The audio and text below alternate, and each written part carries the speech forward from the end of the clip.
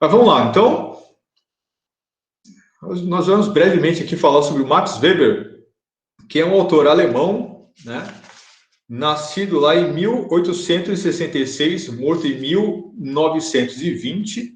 É um dos principais autores da sociologia, dos três porquinhos aqui. Certamente é o mais utilizado da sociologia e do pensamento sociológico. Como eu já falei em aulas anteriores, dos três porquinhos, o Emile Durkheim é de longe o menos utilizado. Aí nós vamos ver o porquê, né? Principalmente aí ao longo das nossas próximas discussões. E o Weber é o Max Weber é o mais utilizado. Por muitas razões diferentes, mas a gente poderia começar dizendo que ele é o grande leitor da realidade. Talvez seja o... Professor, Oi? desculpa interromper, mas qual seria o terceiro porquinho? O Karl Marx. Ah, tá.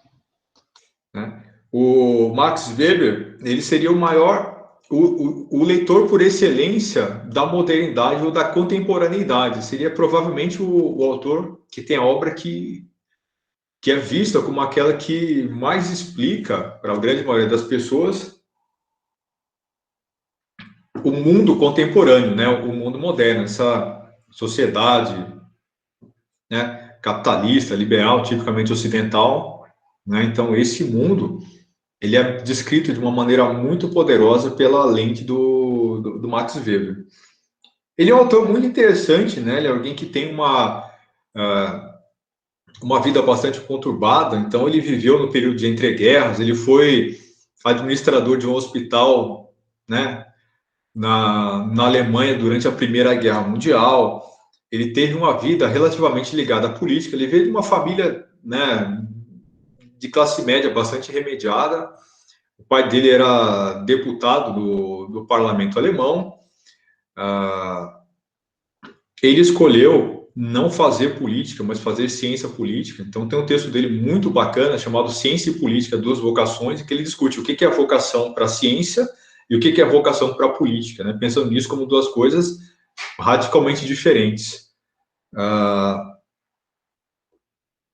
Do ponto de vista das obras desses autores, propriamente dito, né, o Durkheim tem uma teoria que é sistêmica, né, que pensa o sistema agindo sobre o indivíduo, e a sociologia weberiana é uma sociologia compreensiva, é uma sociologia que refuta essa categoria da totalidade, né, de que existe um todo aqui a ser estudado, e o Durkheim está pensando de uma maneira bastante distinta, de uma maneira bastante diferente. Para ele, a única coisa que nós podemos observar nesse mundo são coisas limitadas e fragmentadas. Então, ele pensa uma sociologia do fragmento, porque é assim que nós vemos, é assim que nós participamos dessa realidade. Nós não entendemos a nossa sociedade como um todo, nem a nossa realidade como um todo. Aquilo que nós temos a capacidade de ver, fazer e interagir é sempre com um fragmento, com uma parte daquilo que é a totalidade. Então, ele constrói uma teoria que se destina a explicar isso, exatamente. Você só essa parte. Ele não cria uma teoria totalizante, ele cria uma teoria que tem já de antemão, né, a proposta de ser parcial. Parcial no sentido de explicar uma parte e não de explicar um todo. Ele explica, ele é talvez o leitor por excelência dessa realidade, mas isso não quer dizer que ele seja um autor que gosta dela, ou seja, ele é um grande crítico do mundo no qual nós vivemos. Existe um erro muito grande de abordagem por parte de certos autores aí que pensam nele como um autor que defende essa ordem de mundo, mas na verdade ele não defendia nada disso, né? Ele estava tentando explicar o mundo que estava à volta dele, mas ele via isso com péssimos olhos. Na verdade, ele ficava triste com esse mundo à volta dele. Ele via isso com um ar até fatalista. A obra dele tinha essa perspectiva um pouco fatalista. Ele escrevia dizendo: esse é o nosso mundo, né? Mas do ponto de vista dele, nós estaríamos caminhando para o desastre. Essa ordem é uma ordem terrível. Então, ele era um autor que vivia tendo crises pessoais homéricas por conta disso. Então, ele era professor, né? Era um filósofo, sociólogo, trabalhou a maior parte da vida dele como professor e teórico da sociologia, mas ele teve vários momentos que ele precisou de afastamento por conta de crises psicológicas. Então, ele tinha surtos de depressão e isso acabou prejudicando muito a carreira dele. E o surto de depressão derivava de quão triste ele ficava com esse mundo, né, que estava à volta dele. Então, ele, para começar a entender aqui ó, o que significa exatamente a obra dele, então, em primeiro lugar, ele está tentando explicar como esse mundo está organizado e por que ele se organiza dessa forma. Ao olhar para a realidade à volta dele, talvez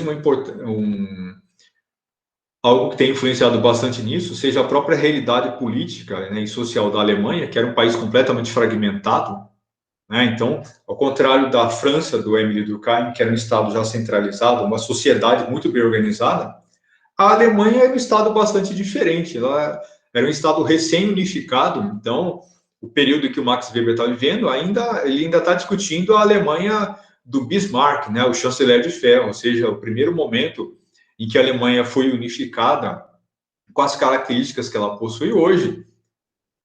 E isso lá no final do século XIX, no começo do século XX. Nós estamos falando aqui ainda de um contexto muito recente de unificação nacional.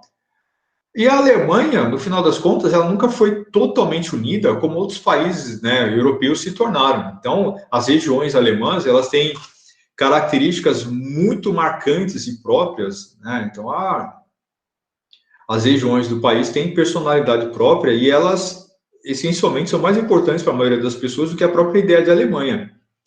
Então, na Bavária, que fica no sul, né, a região daquilo que seria a Prússia no norte, cada uma dessas regiões, elas falam até dialetos relativamente diferentes e elas interagem pouco entre si. Por conta da Segunda Guerra Mundial, só um título de curiosidade, para evitar que um novo partido de tipo nazista chegasse ao poder na Alemanha, durante bastante tempo foi proibido haver, por exemplo, uma emissora de TV nacional. Então não tinha nenhuma televisão nacional alemã. Todas as TVs, todas as emissoras de TV, elas eram locais, como só haviam as redes locais. Então, ao longo do tempo, a personalidade alemã sempre foi uma personalidade fragmentada. Então, o idioma é um pouco diferente de lugar para lugar, a política funciona de um jeito diferente. Então, é uma série de elementos que colocam uma sociedade, né, fragmentada e separada. Do ponto de vista do Weber, essa é a grande característica do mundo moderno, né? Tudo é estranho, diferente, ao contrário daquela ordem que existia no mundo antigo, que o mundo é determinado, existe uma ordem absoluta. Esse nosso mundo, do ponto de vista dele, é caracterizado não por uma ordem específica, mas pela desordem. Na verdade, a desordem é a grande característica do mundo. A fragmentação, essa ideia de que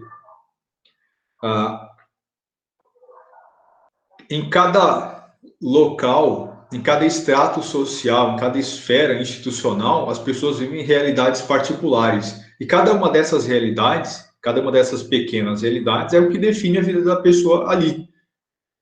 Então, o que importa é explicar isso e não explicar a ordem do mundo. Um exemplo do que seria isso.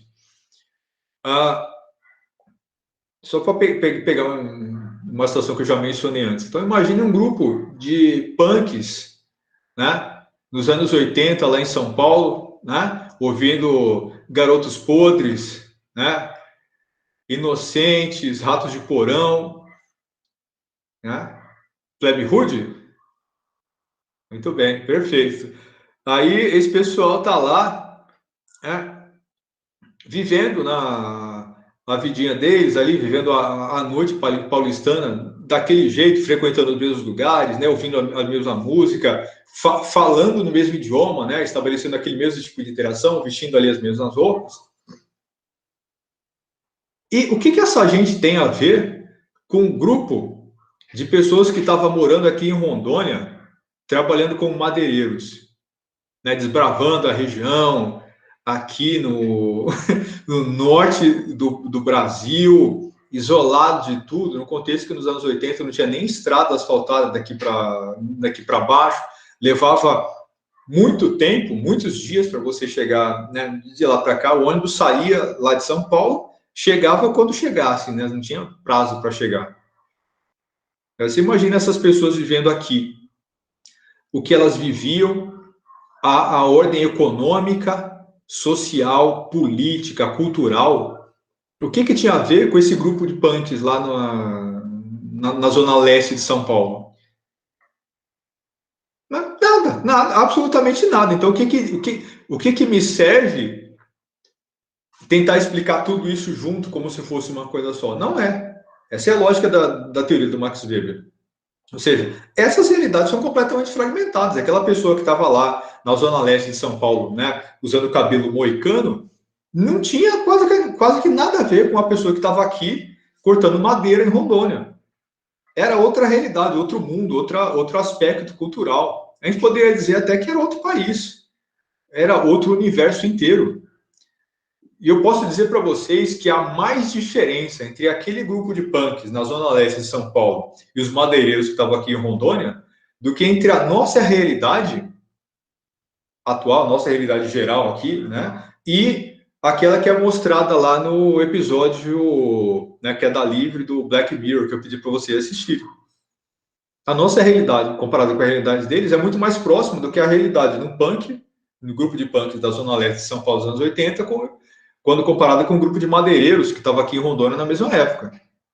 Ficou claro o que seria isso? Veja como é diferente, veja como essa realidade é fragmentada. Agora, você imagina se você adicionar isso, por exemplo, um grupo de médicos, né, que vivia lá em Recife, né, o pessoal frequentando ali o clubinho, aquela coisa toda, né? A realidade deles se parece com os punk da Zona Leste de São Paulo, com o madeireiro que estava aqui em Rondônia,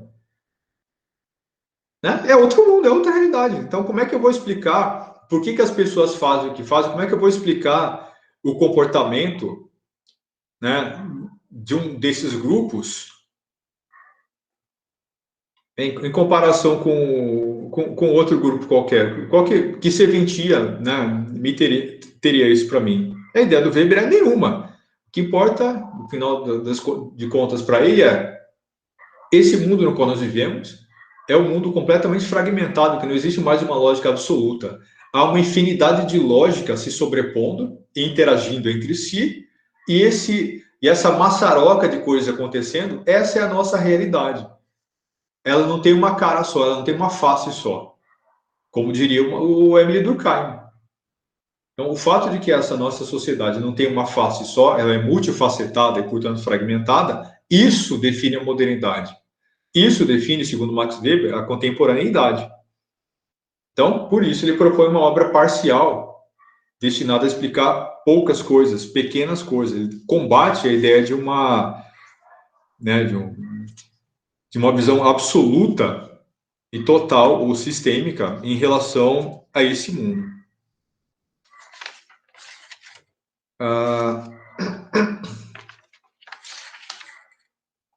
Então, todas as construções teóricas que ele vai fazer, elas vão ser derivadas disso. Então, há vários temas que são importantes do Max Weber. Um deles é a ideia de chance ou de probabilidade.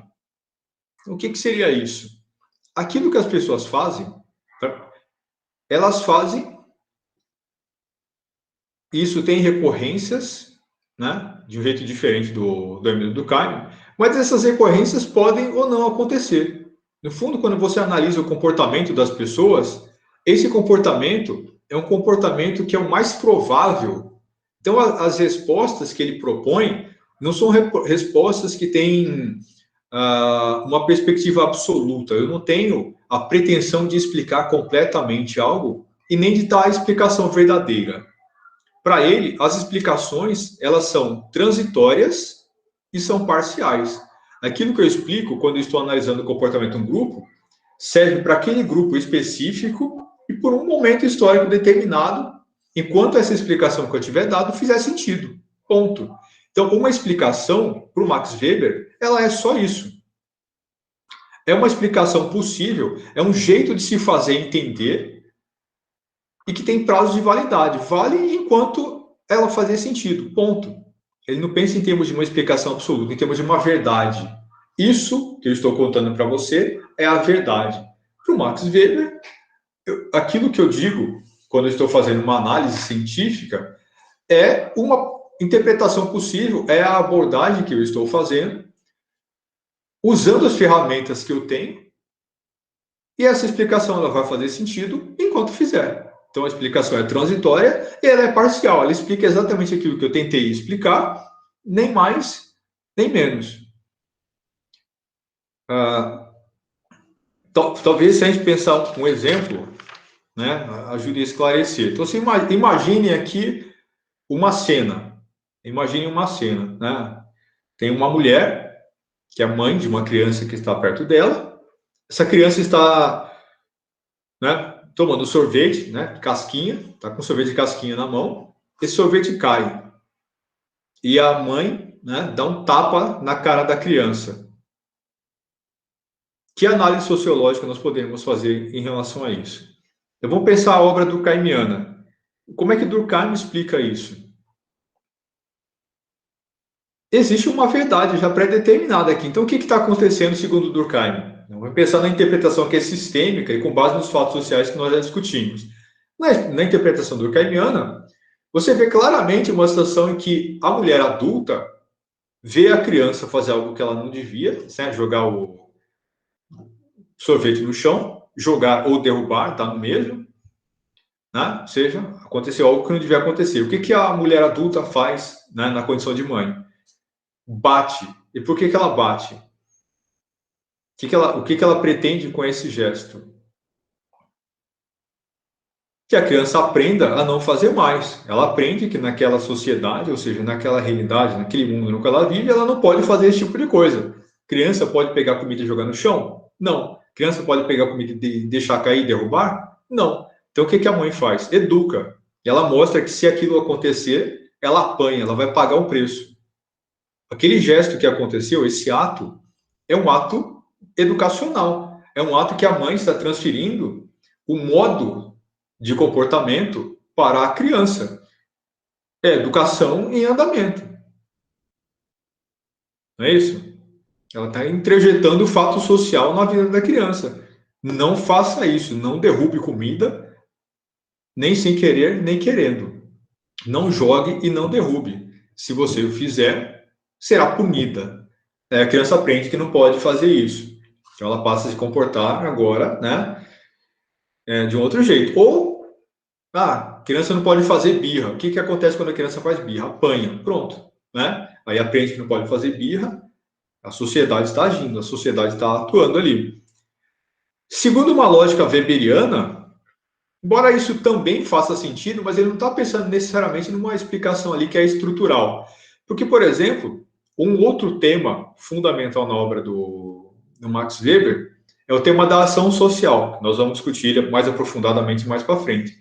O que é a ação social? É uma ação envolvendo um ou mais indivíduos e que possui um significado. Ou seja, os indivíduos em ação possuem um objetivo em mente, eles estão interagindo, né, de forma intencional. Segundo o Max Weber, essa interação ela pode ter diversos significados possíveis. Será que necessariamente, em termos do significado da ação, ou seja, de compreender o significado dessa ação, e é por isso que nós vamos chamar a sociologia do Max Weber de sociologia compreensiva, ou seja, a sociologia que busca compreender o significado da ação, né, da ação das pessoas em sociedade, será que necessariamente a mulher que bate na criança por conta disso, né, nessa cena que eu acabei de descrever para vocês, ela tem uma intenção que é educacional? Ele vai buscar o significado dessa ação. E o significado para ele pode ser distinto, pode ser bastante diferente. O que será que a mulher tem em mente? Qual será que é a intenção dela quando faz isso? Será que a maioria das pessoas, ao bater numa criança porque ela fez alguma coisa errada, elas têm essa intenção manifesta? Olha, né, estou educando essa criança, né, pensando no bem dela, no futuro do futuro desse país, né, produzindo aqui um futuro bom cidadão para a nação brasileira. Será que as pessoas têm isso em mente quando estão batendo em criança? Então veja, para pensar nessa ação assim, desvinculada do todo, do conjunto, de um sistema social, você pode pensar nela como uma ação específica, ali, só pensando naquela situação. E é perfeitamente possível, quando eu olho para esse recorte, para esse fragmento da realidade e não para o todo, chegar a conclusões diferentes. Por exemplo, por que a mãe bate na criança nessa situação? O que que causa essa reação? Que outras explicações possíveis, baseadas na lógica da compreensão da ação, vocês acham que a gente poderia chegar? Eu pensando assim na razão de ela fazer isso, por exemplo, o professor falou de pode estar pensando em educar para formar um bom cidadão que não desperdiça comida e tudo mais. Mas também poderia estar pensando em a criança não fazer isso para não ser mal vista, até para que ela não seja mal vista como a mãe ruim, que não sabe educar o filho. Tem sentido, mas então vamos clarear essa ideia. Então você vê, na explicação durkheimiana, sistêmica, então existe uma lógica de ação aqui que é educacional, né? A mãe está educando a criança. A razão específica para isso não interessa, o que importa é a estrutura, né? O que importa é a lógica estrutural dessa ação. Numa situação, numa condição em que há uma criança, né, e um adulto perto, eles têm relação de parentesco, o adulto castiga a criança, ele o faz por conta de uma lógica que é educacional. Ele está ensinando essa criança a conviver dentro dessa ordem social. A razão específica pouco interessa. Dentro da lógica weberiana, o que interessa é a lógica específica, é o sentido da ação.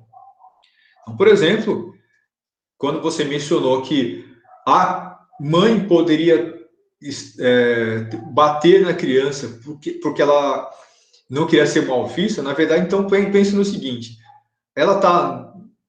Vamos florear essa cena, colocar mais pessoas. Então, isso aconteceu no espaço público, há várias pessoas olhando, né? Então, as pessoas olham aquilo, a criança jogando sorvete no chão, a mãe fica com vergonha do olhar dos outros e bate. Mas vejo que isso aqui ainda é uma explicação weberiana, aliás, durkheimiana. Você se lembra disso, da ideia da coerção social? Quando a mãe faz isso, pela vergonha dos outros, na verdade, ela está fazendo o quê? Ela está buscando integração social, ela está buscando adequação do comportamento, ela está buscando ser bem vista pelos outros. Ela está cumprindo o papel de mãe dela, educando por pressão social. Assim, quando eu pensei o seguinte: a diferença de ela, num primeiro momento, na primeira situação, ela está pensando no filho, né? Porque um filho, vamos dizer assim, anômico, não vai conseguir ter conformidade social. E no segundo citação, ela não está pensando no filho, está pensando nela. Né? Mas Como ainda assim, perfeito. Mas ainda assim, isso é uma interpretação durkheimiana, porque ela está pensando nela por uma razão que é externa. Ela está cumprindo o papel de mãe de qualquer jeito. Não interessa a razão, veja que estruturalmente ela faz exatamente a mesma coisa. Ela continua educando. Oi. Não seria ela estar tentando externar o que ela viveu com a mãe dela? Algo desse tipo? Existe essa possibilidade, mas aí já vai para uma explicação que foge do sociológico. Por exemplo, padrão de personalidade, né? Tem um monte de outras explicações possíveis, se você buscar, inclusive, outras ciências. Aí você vai ver trauma, né? Ela está reproduzindo isso, né, na educação dos próprios filhos. Sim, de fato, existe tudo isso. E a obra do Max Weber está um pouco mais próximo disso, né, do que da obra do Caimiano. Então, pensando nessa ação social específica, o Max Weber vai para uma explicação que seria quase que banal. Então, por que, que a mãe bate na criança se ela deixar o sorvete cair?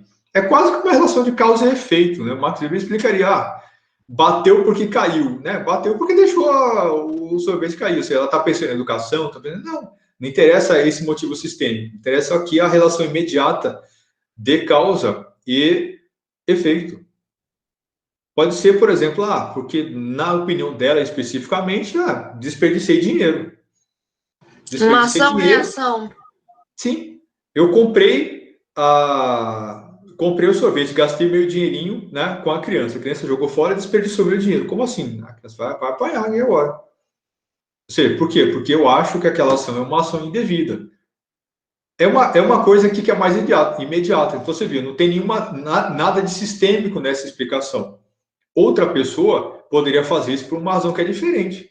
Por exemplo, o sorvete caiu no meu pé, sujou meu sapato, fiquei com raiva. Então, por que eu bati na criança? Porque fiquei com raiva.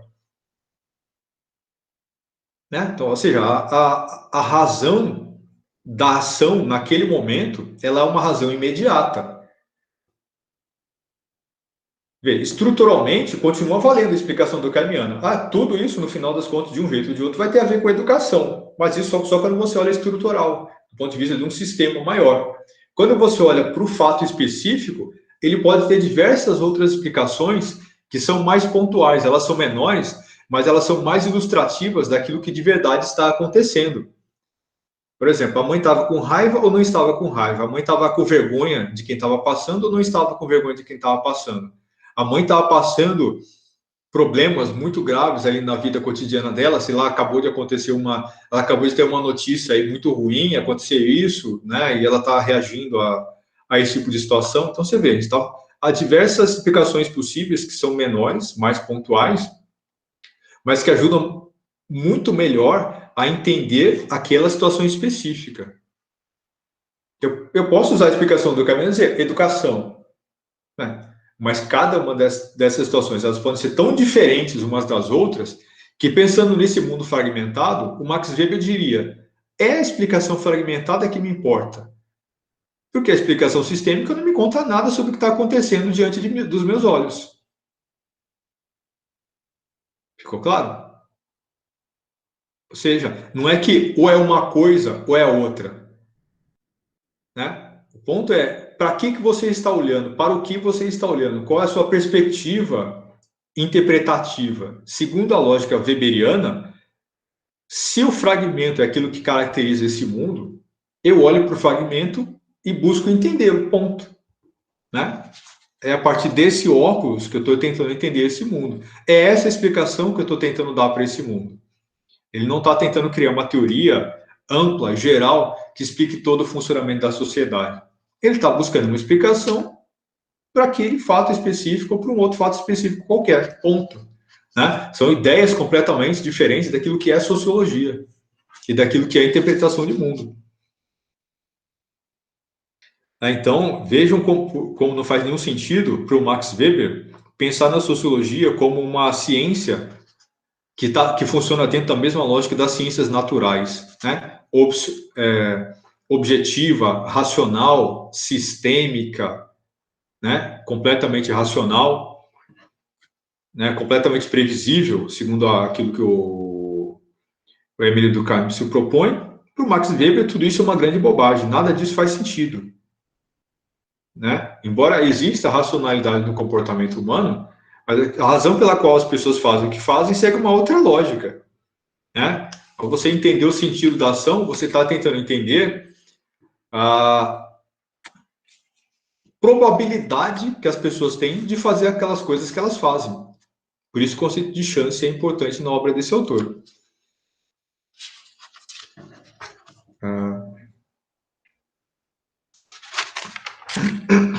Outra comparação interessante entre a obra do Max Weber e a obra do Emile Durkheim. Pensem, por exemplo, aí no Robinson Crusoe. Se lembra? Vocês já leram o livro Robinson Crusoe? Tem aquele filme do Tom Hanks, né? Que ele é um náufrago, tem lá aquela bola de basquete. E o desenho dele, eu já vi o desenho. Tem lá a bola do basquete que o Tom Hanks usa, né? Como o seu amigo imaginário ali no lugar. Então veja, segundo uma lógica durkheimiana, a sociedade é um sistema estrutural tão poderoso que quando o sujeito está sozinho, ele inclusive leva a sociedade junto com ele, não consegue viver fora de uma lógica que é social. Então o Robinson Crusoe, ele vai tentar reconstruir a sociedade na qual ele vive na ilha em que ele ficou sozinho e abandonado. O Tom Hanks vai fazer a mesma coisa ali, ou seja, eles não conseguem viver sozinhos, o indivíduo é impossível sozinho, então ele leva a sociedade, nem que seja nos seus hábitos e costumes. É o Wilson, exatamente. E para o Max Weber, essas pessoas são completamente... Nada disso tem a ver com relações sociais. Né? Para o Max Weber, a explicação para aquilo que eles fizeram ali é psicológica. Né? Eles são gente incapaz de viver sozinhos e que enlouqueceram ao estar sozinhos ali naquele contexto específico. Então, para a gente concluir aqui nas 10 horas, a ideia de fluidez na obra do Max Weber, ela é absolutamente fundamental. Né? Ele recusa a categoria totalizante, a ideia de que o mundo tem uma explicação total e absoluta, e para ele tudo aquilo que existe, existe de um jeito fragmentado, solto, frouxamente relacionado, e, portanto, esse mundo é fluido porque ele vai para onde ele quer ir, né? Ele é mais ou menos imprevisível na sua lógica de comportamento, e as explicações têm que ter essa mesma lógica. Então, a teoria tem que ser flexível e fluida o suficiente para acompanhar a lógica de como o mundo funciona. Se o mundo é fluido, fragmentado, flexível, a explicação sociológica tem que ser fluida, fragmentada e flexível. Ok? Só para terminar com um exemplo. Né?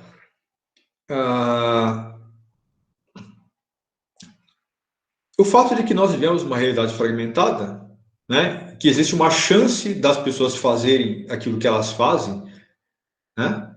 E a categoria de chance ser um elemento fundamental da sociologia e da explicação sociológica, não significa que o comportamento das pessoas seja imprevisível. Dá para você prever o comportamento das pessoas. Por exemplo, né, vocês aqui assistindo a aula. Né, como é que eu sei, como é que eu posso ter certeza de que vocês vão estar aqui na aula que vem?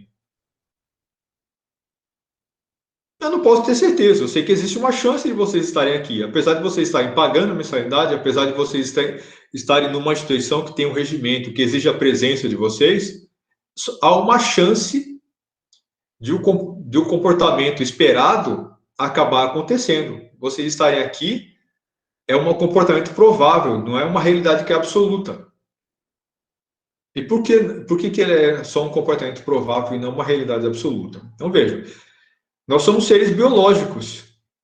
Vocês têm a chance de decidir estar aqui, ligar a câmera, apesar de eu estar pedindo para vocês ligarem, o pessoal não ligar.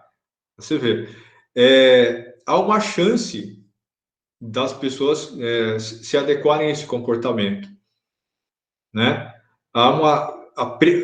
Eu não posso prever com acuidade absoluta o comportamento das pessoas. Existe uma probabilidade bastante real de que certos comportamentos se repitam, de que certos comportamentos que são esperados acabam efetivamente acontecendo. Mas é só isso. Então, vejam, num contexto como esse, em que, por exemplo, aqui, a presença de vocês, apesar de ser obrigatório, de vocês estarem pagando para estar aqui, nem isso é uma garantia absoluta. Então, vocês imaginem em relação a temas mais complexos. Como é que você pode propor soluções, né, respostas absolutas, plenamente completas para qualquer tipo de ação social? Né? Daí a importância do Max Weber de buscar a explicação que é fluida e que é flexível. Isso vale para todos os elementos da sociedade. Isso vai valer para o direito, vai valer para a ciência política, vai valer para todos os outros aspectos. Para a ciência política, não, vai valer para o direito, vai valer para a política e para todos os outros elementos da vida.